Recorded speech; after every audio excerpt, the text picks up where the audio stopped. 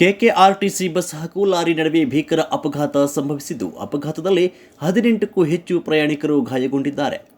ರಾಯಚೂರು ಜಿಲ್ಲೆಯ ಸಿಂಧನೂರು ನಗರದ PWD camp ಬಳಿ ಅಪಘಾತ ಸಂಭವಿಸಿದ್ದು, ರಾಯಚೂರಿನಿಂದ ಸಿಂಧನೂರಿಗೆ ಬರ್ತಾ ಇದ್ದ ಕೆಕೆಆರ್ಟಿಸಿ ಸಾರಿಗೆ ಬಸ್ ಮತ್ತು ಸಿಂಧನೂರಿನಿಂದ ಹೈದರಾಬಾದ್ಗೆ ತೆರಳುತ್ತಾ ಇದ್ದ ಲಾರಿ ನಡುವೆ ಮುಖಾಮುಖಿ ಡಿಕ್ಕಿ ಸಂಭವಿಸಿದೆ.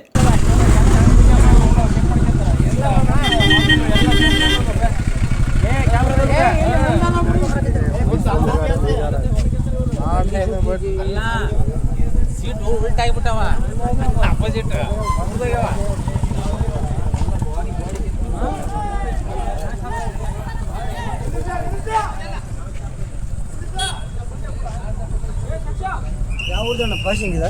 Raichur to Bengaluru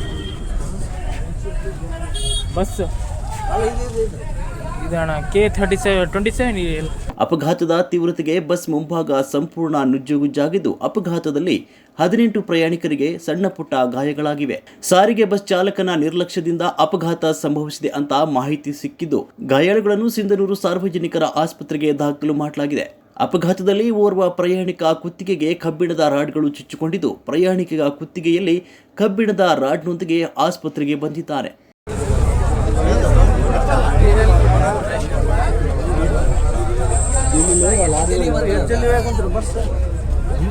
traffic clear ಮಾಡಿಬಿಡ್ಬೇಕನ್ನ ರೀ, ಮತ್ತೆ ಕ್ಲಿಯರ್ ಮಾಡಿಬಿಡ್ಬೇಕು.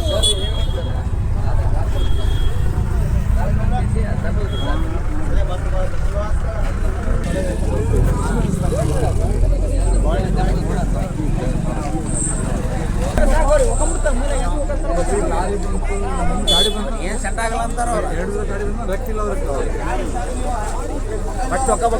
ವೈದ್ಯರ ಸೂಕ್ತ ಸಮಯದಲ್ಲಿ ಚಿಕಿತ್ಸೆ ನೀಡಿದ್ದು ವ್ಯಕ್ತಿ ಪ್ರಾಣಾಪಾಯದಿಂದ ಪಾರಾಗಿದ್ದಾನೆ.